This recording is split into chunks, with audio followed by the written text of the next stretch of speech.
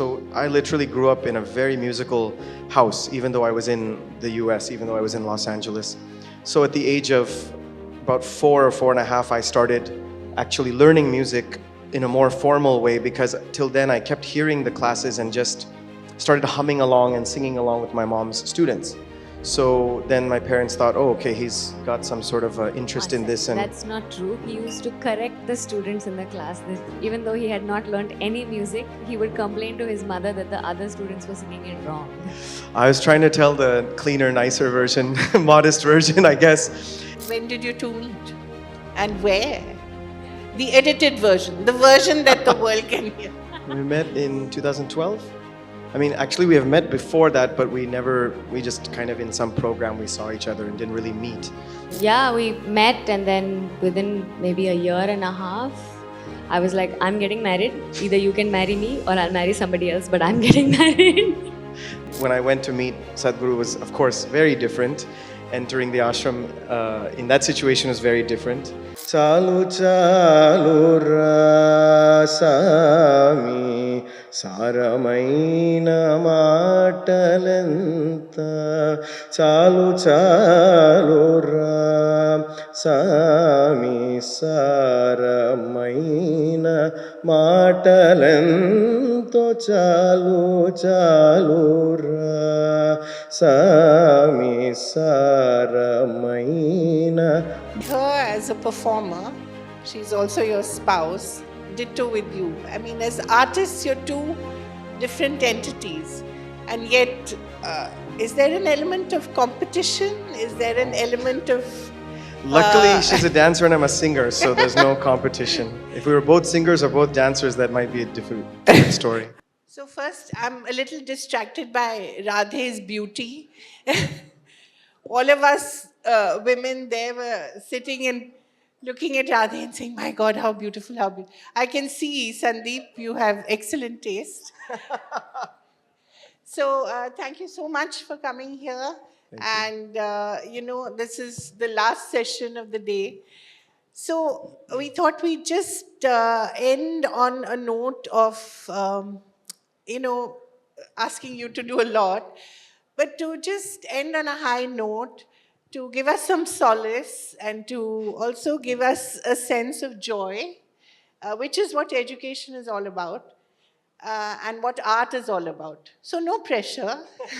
Yeah, clearly. But perhaps you can start with your story first, Sandeep, because I find it quite fascinating. One of 3 boys growing up in Los Angeles, becoming a Carnatic singer. Quite interesting. In the age of rap and rock and roll. Yeah, definitely. As you said, one of 3 boys, and so very musical family. My brothers learned music. My mother's a music teacher. She was my first music teacher in Los Angeles and even has a music school there in Cerritos, California, called Sampradaya School of Music. My father was organizing concerts for artists coming from India from the 80s onwards. So it was a very musical household, and I was the youngest. I am the youngest in the family. So I would see my brothers having their music classes. I would hear my mother teaching her music classes. We would have musicians staying with us, coming from Chennai all the way to the US on their tours. So I literally grew up in a very musical house, even though I was in the US, even though I was in Los Angeles. So at the age of about 4 or 4.5, I started actually learning music in a more formal way, because till then I kept hearing the classes and just started humming along and singing along with my mom's students. So then my parents thought, oh, okay, he's got some sort of interest in this. And that's not true. He used to correct the students in the class. Even though he had not learned any music, he would complain to his mother that the other students were singing it wrong. I was trying to tell the cleaner, nicer version, modest version, I guess. Yeah, stuff like that. Basically, I definitely had a strong interest, and I was taking to Carnatic music in a very, very strong way. Do you remember the earliest song your mum sang to you? I heard your mum sing. There's a Geetam. There's a Geetam that I had never learned, and my mother was teaching it, and I apparently would walk around the house and sing it. And my dad came home from work one day and said, how does he know that? Did you teach it to him? And I was like 3 or 4. That is Mandara Dara Re Moksha Murare. It's a very small Geetam that you learn as a beginner. And she said he's not ever sat in the class. He just keeps coming in and out of the room when I'm teaching the other students, or sometimes comes and sits, and I would sit in her lap. And that was it. And I just picked it up. It was somewhere, it was just kind of soaking into my brain. So that's when my parents said, okay, we should teach him. And I started learning music from my mother. But I was also a typical kid, and after a few years of learning from my mom, I also started to misbehave and be mischievous and say, I don't want to come for class, I want to go out and play. And it was kind of like when they don't ask you to come for class, I keep learning these things just by hearing. The moment they wanted me to actually come for class, then I was kind of a little bit, in the beginning it was okay, but they tell me later on I would not sit down. And so when I was 11, they saw there's some potential, but they also saw that I would refuse to sit down and learn from my mother. So my parents thought, okay, we've got to find him another teacher. Somebody maybe a little more advanced, somebody who he'll sit down and listen to and obey the instructions and go for class when there's class. We kind of went through so many options, and my parents had this, at that time, very different revolutionary idea of, let's send this kid to India. So at the age of 11, I took 1 year off of school. I didn't go to school. I moved to Chennai with my mother, Madras as it was. And I just learned from one of the masters, Calcutta K.S. Krishnamurti, who was at that time one of the most senior legendary teachers and vidwans. I learned from him for about 3 years until he passed away. But that 1.5 years that I was in India at the age of 11, all I did was I learned music. I would come home and practice. Almost every evening, my mom would take me to a concert somewhere around that area in Mylapore. And so I completely immersed myself, even as a child, in that environment. That's that not changed when a you lot for met me. Radhe. Sorry? That's not when you met Radhe. No. That comes way later in the story. So that kind of, it was such a crucial moment for me, though, that 1 year, because I became very serious. Leap of faith your parents took in Absolutely. sending you and Yeah. your mom accompanying you. What did your brothers think? What were they up to? My oldest brother by that point was in university, and so he was off doing his own thing. The middle brother was in high school. He thought it was a little crazy, but okay, fine, and let it happen. And he's like, okay, cool. But definitely, my parents were a little wild thinking at that time. Now it's so much more common to relocate for 6 months or a year. At almost any age, people take their children or students in high school or college relocate for a year or two. At that time, this is 1996, I think, it was really something different, and it probably changed the course of my life. That move to India for that 1 year from there probably changed, because I got very serious about my focus on music, and I would visit India every year, at least in the summer holidays, 2 months. And then I started coming in December for the Margari music season for 2 weeks during that holiday, and started singing more concerts. And I was in college, and at that time I was learning from Sri Sanjay Subramaniam sir, and he said, what are you studying over there? Just like, why are you even going back? Cancel your return ticket and just learn music.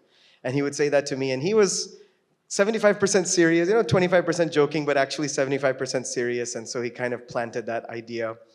So from there, I finished my degree, of course, because my dad wouldn't let me just, stop halfway. My parents were very certain that I should have a degree to fall back on. And then from What there, is your degree in? something which completely doesn't matter to my life now. I have a bachelor's of the arts in law and society. Law and society. I wanted to become a lawyer. I wanted to go to law school. So in the US, you have to study beyond a bachelor's in order to be a lawyer. And I was I had some grand ideas that I was going to be a lawyer. And my brother, at that time, my eldest brother was in law school. I think he started working, actually. He was a lawyer for some time in New York. And I thought it's so cool to live in New York and, be this lawyer in a big law firm. Ideal suits. Yeah, exactly. And I told him this, and he just looked at me and he said, no, don't do it. This isn't for you. Even for him, he was like, I'm trying to get out of this. This is definitely not for you. So probably the combination of him telling me, just finish with your bachelor's, and my music teacher over here saying, just come to Chennai. What are you doing over there? It all kind of worked in my brain, and I moved to Chennai after that, and I've been here ever since 2006. I've lived here in Chennai. So, Radhe, you've had a pretty interesting education as well. I mean, Rishi Valley, Kalakshetra. Talk a little about, and of course, you're the Jaggi, Vasudev's daughter. But talk a little about your growing up years. I've lived in a car most of my life. I think from the time when I was about 2 months or 3 months old, my father just strapped me in the front seat with a seat belt. And at that time, we were just building the work and he was just starting to teach. No, he wasn't just starting to teach, but it was still a very young thing. So I traveled all over the country in the front seat of a car my whole life essentially. And when I was about four and a half, I joined a boarding school in Uti.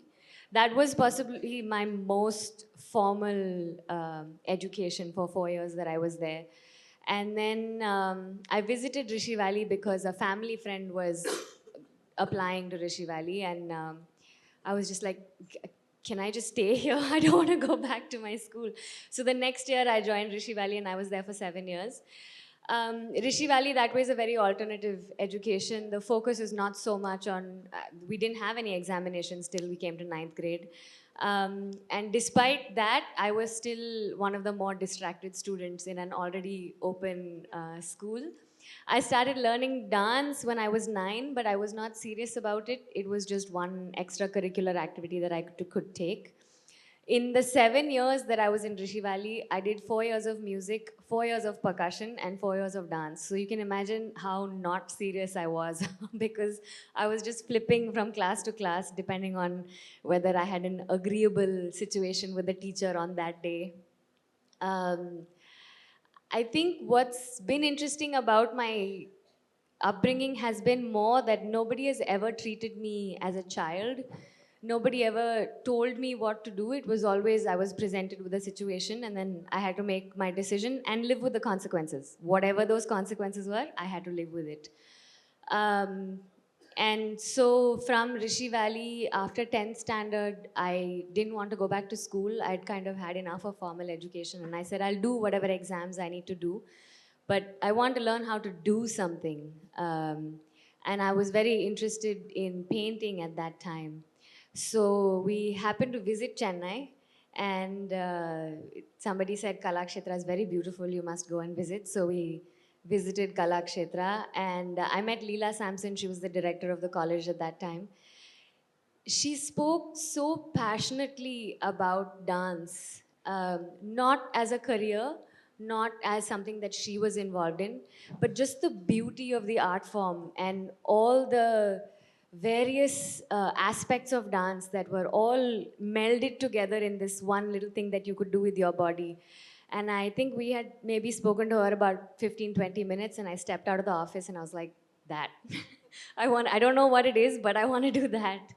So then I joined Kalakshetra at 16, and I was there for 4 years. It's a full college course. That was also my first rude shock into the more traditional way of teaching, which is just do it because I told you to do it. And seeing that I was never brought up that way, I asked all kinds of uncomfortable questions. And the only person actually who was very patient and who really kind of explained things to me and told me why things are done a certain way was Leela Akka. And that left a lasting impression on me. So after I finished in Kalakshetra, I was 20 years old. I wasn't sure what I wanted to do. So I did an arts management course because, some education has to happen. And I wasn't dancing every day while I was studying there. And I just missed it so much. I couldn't understand why I was feeling, my body was feeling a certain way or my mind was feeling a certain way. I just missed dancing. So then I kind of knew there was no turning back. It's only an unusual story because most dancers start very young and they become very passionate about it from a young age. But I came to it as an adult, and I think because of that, I look at it from a slightly different perspective in that it's something that I had to, it's something I had to explore for myself. And you chose. And I chose. It's not just that I kind of was brought up, and nobody in my family has any kind of classical exposure. I didn't grow up listening to classical music or listening to classical dance. In fact, more than Sandeep, I think my upbringing was a lot more Western than anything anybody in America had had, because I was like a tomboy. I was in short shorts and loose t-shirts and climbing trees and climbing mountains, and I wasn't going to sit in a classroom and listen to what anybody had to say. If I had a book and I had a tree, I was good. I didn't need anybody else's company or anything. Um, but understanding at 21, 22 that, kind of revisiting why I wanted to join Kalakshetra and the literature that's involved, the poetry that's involved, the culture that comes along with it, I made a conscious decision to make those things a part of my life. I think when people see me today also, people associate me a lot with a sari and a kumkum bindi and all. I didn't grow up like this at all. I definitely chose the aspects of the culture that I wanted that really meant something to me. And it's so much a part of who I am today. I think it's unbelievable. But having said that, my mother apparently visited Kalakshetra when my father and mother had gotten married. They just happened to be there, so they went to the beach and they went to Kalakshetra. And she had said, if I ever have a daughter, I would like to send her here. But I had no clue until I was graduating and my father told me the story. So I don't know, it feels like a big circle, but for me it was definitely an exploratory path. So when did you actually start performing? While you were in public? While you were at Kalakshetra or? No, just after. So when I was about 20, 21, I gave my first performance in Coimbatore and then another one in Chennai. And it's been on since then now, every so often. And when did you two meet? And where? The edited version, the version that the world can hear. We met in 2012. I mean, actually, we have met before that, but we just kind of in some program we saw each other and didn't really meet. But we actually met through some friends in 2012, and then we were just, friends. It's a very small world. Classical musicians and dancers, everybody knows everybody. If you haven't met somebody, you'll probably meet them in a Yeah. few days. And especially around December season, you kind of just meet and mingle with everybody in some sabha or in some canteen or over some coffee. So we had a lot of common friends and actually a lot of very close common friends, and we were surprised that we didn't know each other. And yeah, we met, and then within maybe a year and a half, I was like, I'm getting married. Either you can marry me or I'll marry somebody else, but I'm getting married. Yeah, that's pretty much what she said. Did the great Jaggi have anything to say to either of you? Well, the first time Sadhguru found out about, he called me and asked me, who is this boy? I said, which boy? Because I wasn't quite sure if we were at that point where I was ready to make a serious commitment or what it was. But he said, bring him home. So I think a year after we met, Sandeep came home. He met Sadhguru. Home being Home being Coimbatore, Coimbatore, yes. yeah, ashram. and the ashram. At the ashram. So Sandeep found out what her home was like, which was like many acres of the ashram. Yeah, I had gone once before for a music workshop to help with the music students there. But at that time, of course, I didn't meet Sadhguru, nothing like that. I had just gone as a musician and met the students. So I'd seen the place. But yes, seeing it this way when I went to meet Sadhguru was, of course, very different. Entering the ashram in that situation was very different. I think meeting him was fine. I grew up as a person or in a family that was not very spiritual. My parents are more religious, but I was kind of just a little bit of everything growing up in America, not too deep or passionate about anything except for my music. So I didn't actually know what Isha Foundation was, and I didn't know much about Sadhguru at that time, which maybe helped because I just kind of went in not knowing and feeling. You weren't intimidated. Yeah, I mean, not very intimidated, not any more than you would be meeting potential father-in-law, which anyway is scary enough, nervous enough. So a lot of people would ask me that. I said, well, at that time, I didn't really know much more beyond that he's Radhe's father. So of course, there's that nervousness and little intimidation, but that was okay. And he was, of course, quite nice and welcoming and just asked us to, what are your plans? And I think I just basically kind of told him more or less I don't know and sort of pushed it off, which I think people find quite surprising. But that was, I always sort of am genuine. I didn't want to sugarcoat it or anything, but that was the truth. At that time, especially, I had moved to India and I was not doing anything in my life except music. I was just, wake up, practice, go for class, go for some concert, practice again in the evening. I was practicing anywhere between 5 to 6 hours a day and go listen to a concert for 2 hours and go for class for 1 or 2 hours. And when that is your routine, I didn't have things like marriage and settling down and family, that sort of things, even in my mind on the horizon. So when Radhe came into my life, it was very different, and kind of took a little time for me to then think about that next phase of life. But of course, I mean, but Sadhguru was quite supportive, and he said he understood that, and he said it's time to think about that though. So I think that's pretty much where it started, and then after that, within a few months, we decided, okay, let's get married. I think what was more strange than meeting Sadhguru was all of my childhood friends and all the people that I have grown up with have all been mostly sannyasis and brahmacharis.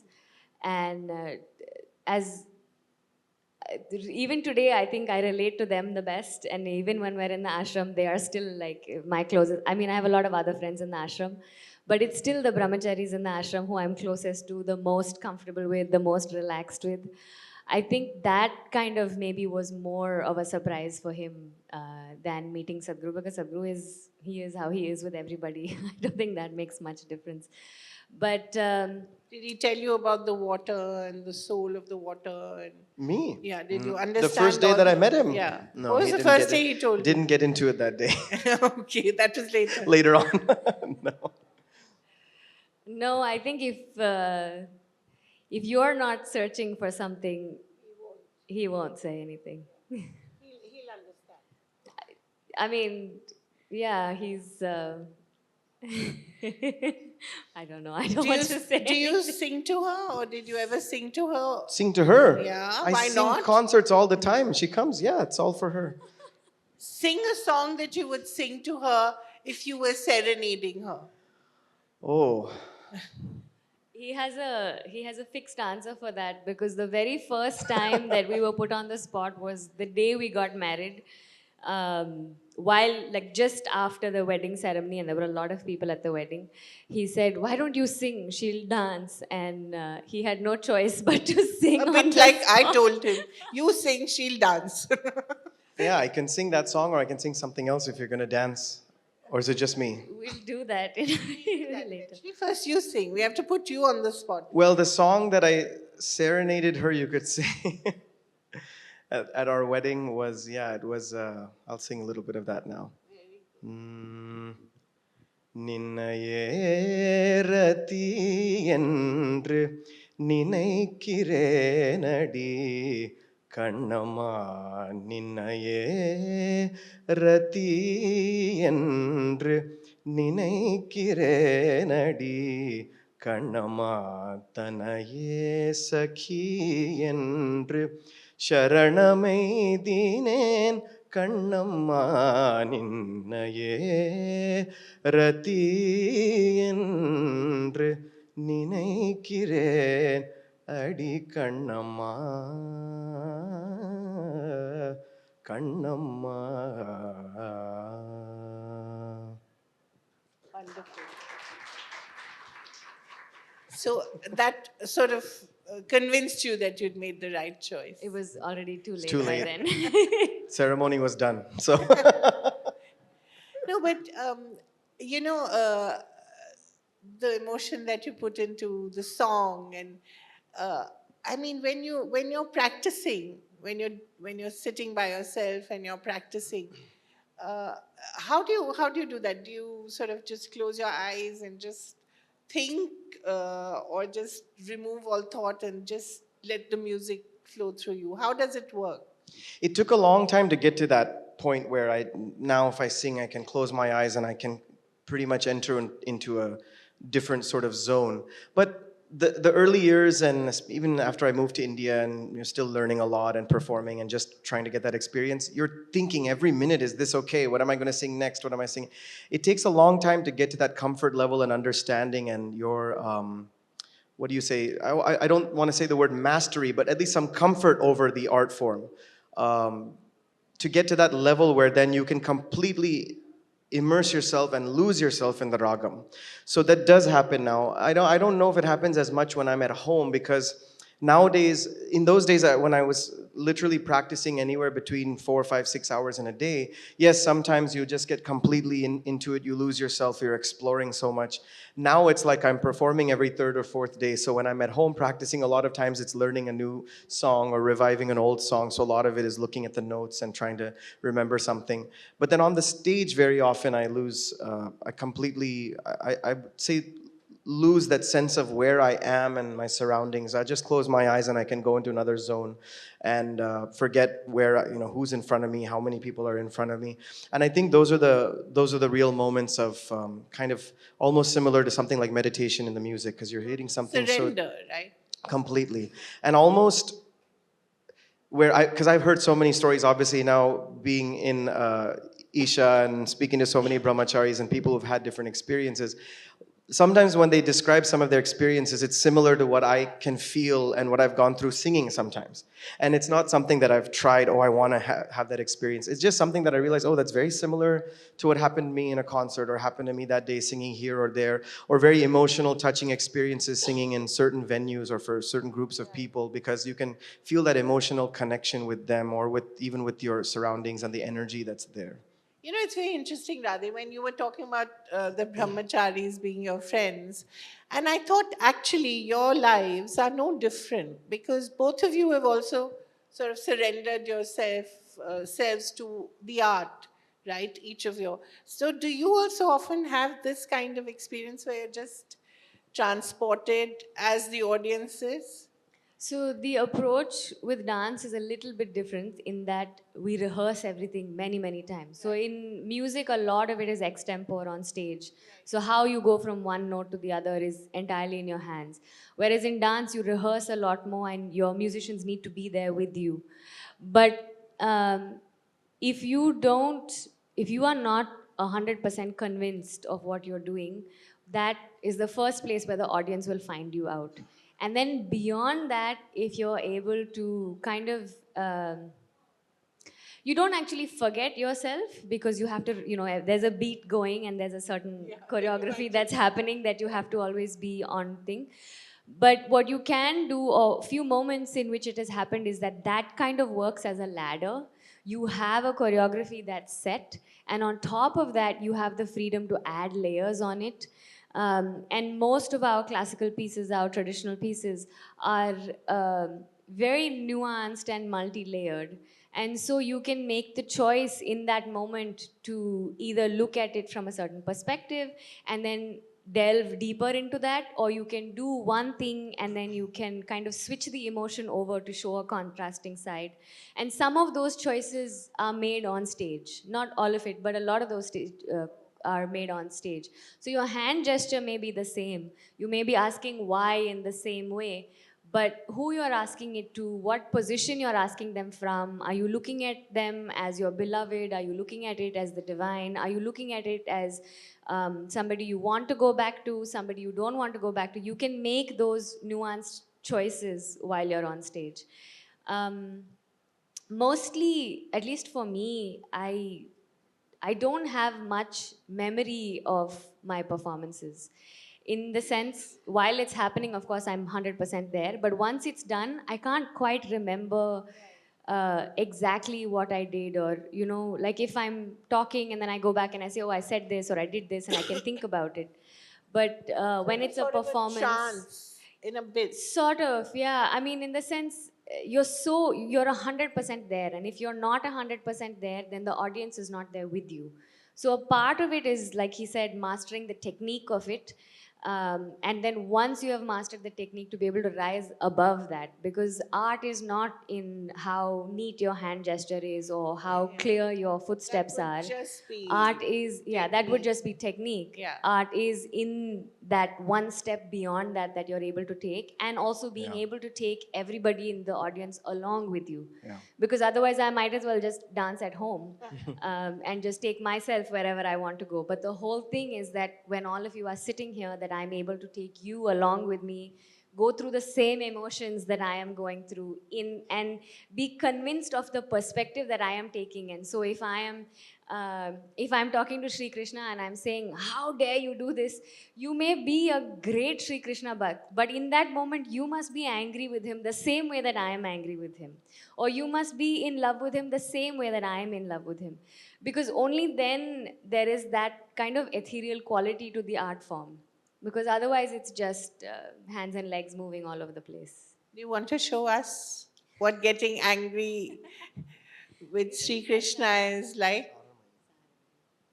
So, because you had mentioned it to us before, the piece that I had asked him to learn a few lines about is all of these sweet and beautiful words that you're saying, enough. I've heard them before. So then she goes on to praise him and she says, you are, of course, at the end of the day, Padmanabha, lying down, in the ocean of milk and under a hooded snake. But enough of your trickery. I have heard enough words out of your mouth. And the thing about our art form is that you have this freedom with even the divine to be friends with him, to speak to them with such intimacy that you may not even be able to speak to your spouse with.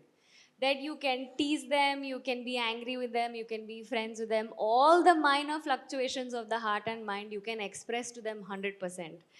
And this is a freedom that I think we have mostly in Indian dance and music and poetry.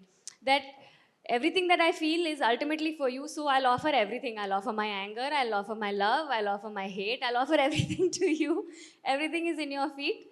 And whether you believe in a particular god or you don't believe in a particular god, that's not it. The point is that you have a certain intimacy with something that is larger than yourself. That you have a certain freedom with something larger than yourself. Um, it's a very it's a very private love affair that you do on a very public stage. Sandeep must be, I would be jealous as her husband. Why? I mean, it sounds such a passionate affair. But finally, I have to sing now. So. So she needs you, right? Mm.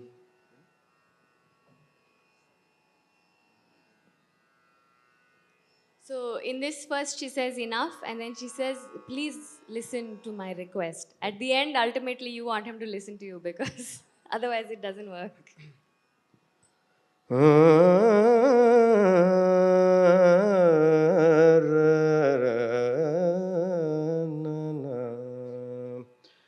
సారమైన మాటలెంతో చాలు చాలు రాసామి మనవి వినరాసామి నిన్ను నమ్మియున్నామరేని మనవి వినరాసామి నిన్ను నమ్మియున్నాను మరేని ఘనుడైన శేషునివై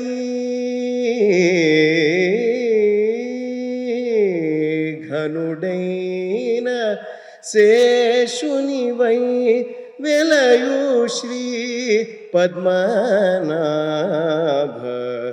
ఘనుడైన శేషునివై వెలయు శ్రీ పద్మనాభ సారమైన మాటలతో చాలు చాలు సాని సారమైన మాటలెంతో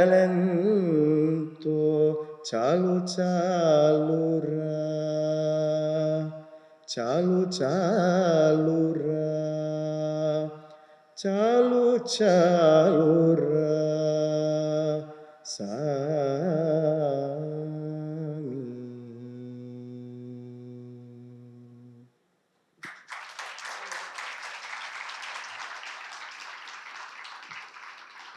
That's really wonderful. I mean, it sort of transports you, doesn't it? And I mean, how does it affect you? I wonder. You see her as a performer, she's also your spouse. ditto with you. I mean, as artists, you're two different entities.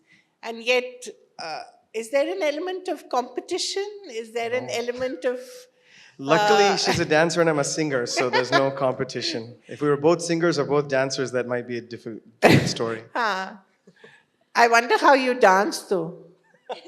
Have you tried to teach him something or no? I don't make mistakes like that in my life. She sings better than I dance. You can ask her to sing instead of asking me to dance. No, but I wonder, as artists, is there any competition? Do you ever feel any sort of, or even just plain, I wish I could do that? I mean, I wish I could sing like that, for sure. I used to sing when I was younger, and then I got married and I stopped singing. It's very difficult to sing with a musician like this in your house. But no, there's no competition for multiple reasons.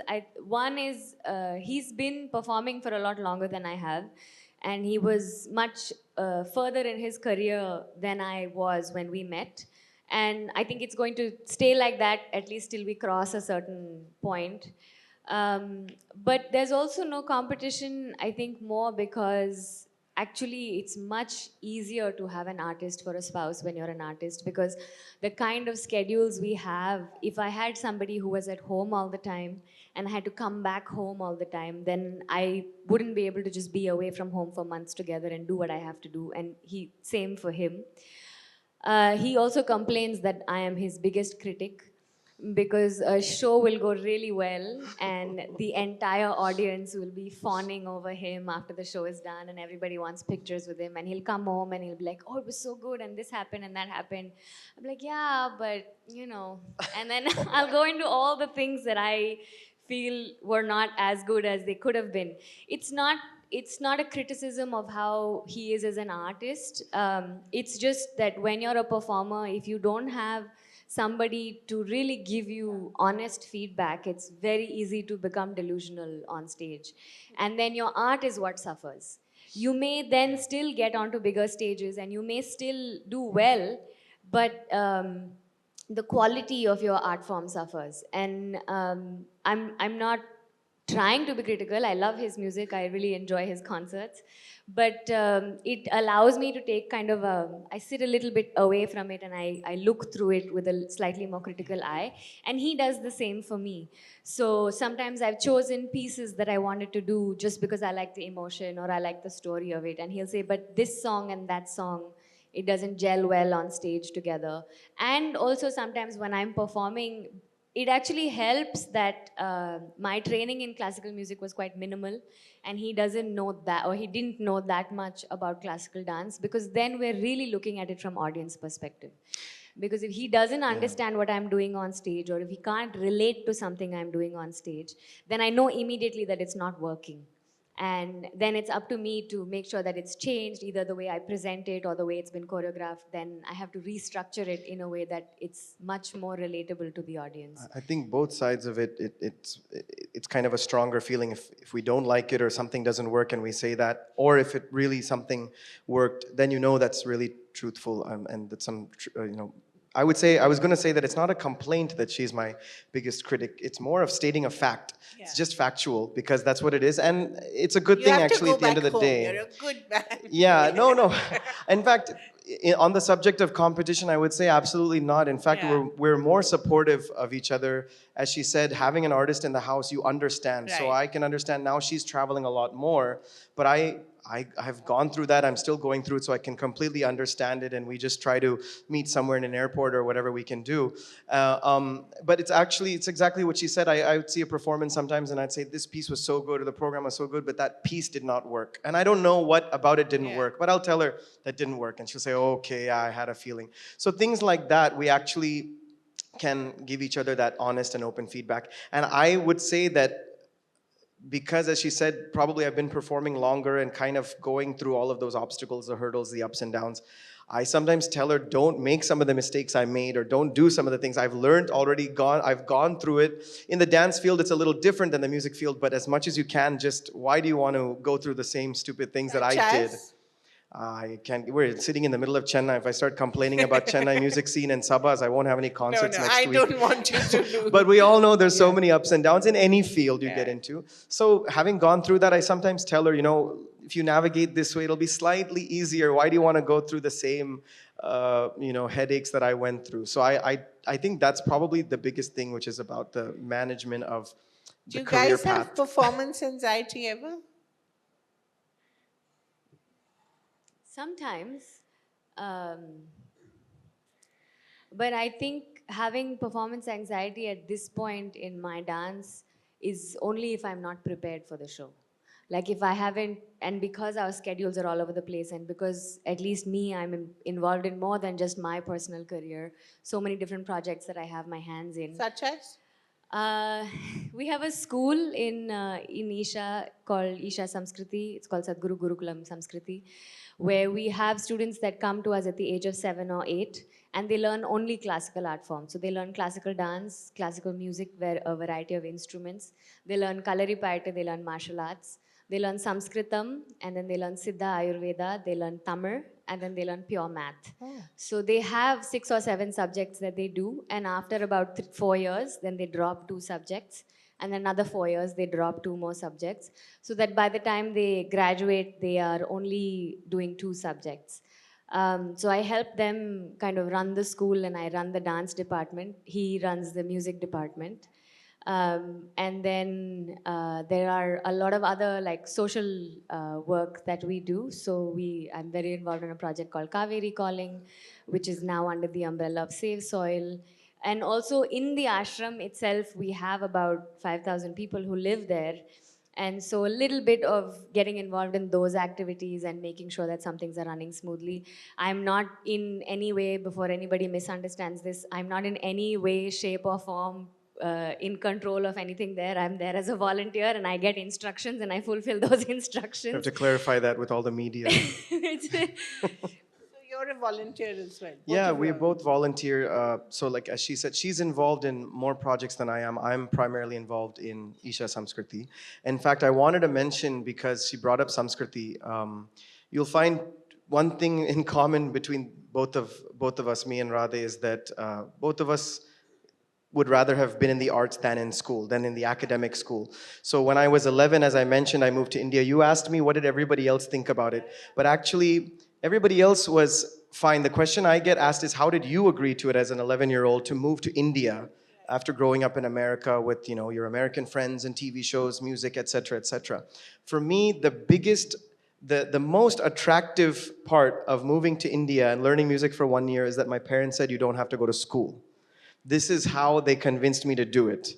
And I think we should say this in an education conclave, because I'm getting to it. Because even Radhe was in a similar situation. Like she said, she was just kind of all over the place and wanted to do different things. And finally, when she went to Kalakshetra, there was more routine actually. But she found that discipline, and I found the most discipline in my life and focus only with music. School was something that I just did the bare minimum to get through, get a degree, get through it, finish it, because I have to. Music was where I actually wanted to excel, where I actually wanted to become better and become as good as I could be. So I had that discipline and that focus of spending 5-6 hours a day, which is where the importance of institutions like Isha Samskriti, it's not the only one like this. There's so many schools, even Kalakshetra is another institution that focuses on the arts, but that's kind of this alternative educational approach to education rather, that I think people need to consider and value much more today. Because looking back, of course, schooling and getting a degree, I'm not saying that I regret it, but probably I could have been here a lot sooner and doing this a bit more. And I see so many students today that I feel that, okay, like you could just push yourself more into whatever you're doing. And not just always arts, it could be sports, it could be so many things that, especially the typical Indian parent, if it doesn't fall into the engineer, the medicine or the lawyer or IT, something like that, then it's always, they're very hesitant, right? They're very scared, they're very worried.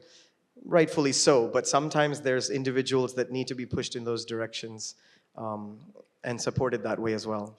So this is not just about arts education. Like if we look at Isha Homeschool also, it's a slightly different way of teaching. They teach regular subjects. Regular means you do math and science and physics and chemistry and everything.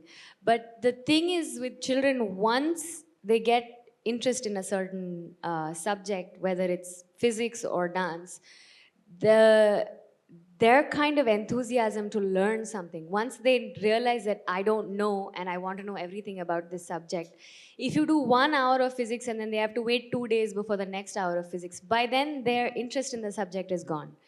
But if you have a slightly more fluid structure where the minute a child shows a certain amount of interest and a certain amount of self-discipline in a particular subject, if you can give them the time and the resources to explore that subject, I mean, they go into it and they ask the most interesting questions, and they actually look at the subject with a completely different perspective than any of us who have gone through maybe a slightly more formal education. And I think that's what sparks their intelligence, that's what sparks their sense of focus, that sparks their sense of discipline. They may not be disciplined about everything else, but that one thing that they like to do, it doesn't matter. I'll wake up early, I'll sleep late, I'll do whatever, but please let me do this, please let me do this. And you have to encourage that, because that's learning, and that's not just going to school and kind of getting through it. And that doesn't mean every child is going to be sparked by some magical subject, but if you expose them to enough things, then I mean, any human being will find something that they're interested in. And I think more often than not around the world, you find that, just taking a very simple example, you have a student who is more interested in, say, physics or some science or math or English, and not so interested in music or sports. The parents, the teachers, the school, they are very quick to cut out the music, cut out the other extracurriculars, and okay, that's perfectly fine, and as she said, you should support. But when it's the other way around, that a student is so into sports or music, some art form, dance, it could be anything, they don't cut out the physics and the math and the science and the English and the, all that stuff, and give you more time. So if you're in a traditional school, you've got 1 hour of physics and 1 hour of math and 1 hour of English, and maybe if you're lucky, you have a 1 hour of music. But even all the arts programs are getting cut, in all of the schools around the world, unfortunately. So that gets cut first. You have 1 hour of everything. But when you have that interest, it's like they're ready to say, oh, I'll give you 2 hours of physics and cut the music. But they never say, I'll give you 2 hours of the music and cut the physics, which is sad. I wish that they start doing that also. You want to end by doing something more for us? Since we're very greedy people. Sure, no problem. Probably I can Both just of sing you? some. I wanted to even just touch upon this, and I'll give a quick example, and we'll end with a very small, just a bit of a song. That the power of music is not just to entertain. There is, of course, an entertainment factor, but there's this emotional connection, and it can have an impact on the people listening. You kind of asked me about the impact on me when I sing and get into a certain zone. But it can also have an impact on the people that you're performing for. And as she said, that's kind of the whole thing. You connect with the people around you. And few of our friends have babies who they play my music, some of the songs, and they fall asleep only to those songs.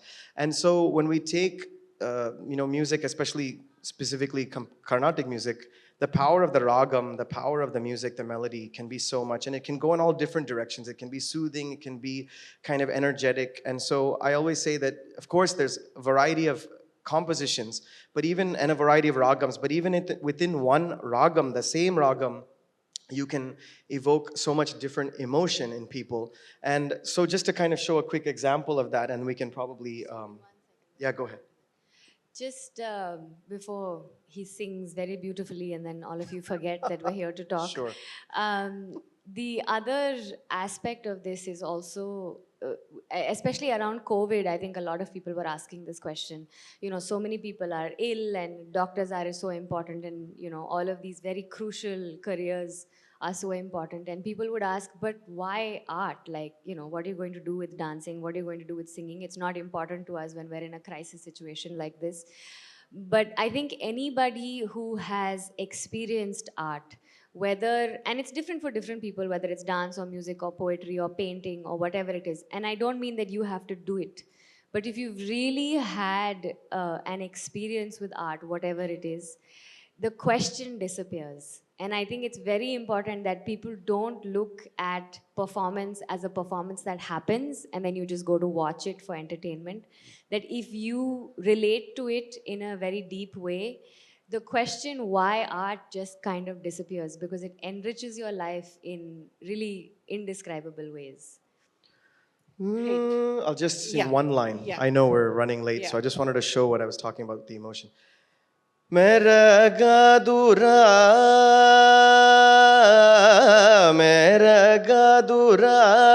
ఇక మెరగదురా ఇక మెరుదీర శీకర మెరుదీర శీకర చెరరావ they మీరా చెరరావదే మీరా రామయ్య చెరరావదే నన్ను వీడచి కదలకురా రామయ్య రామా కోదండ రామా పటాభి రామా కళ్యాణ రామా రామయ్య వదలకురా రామయ్య వదలకురా రామయ్య వదలకురా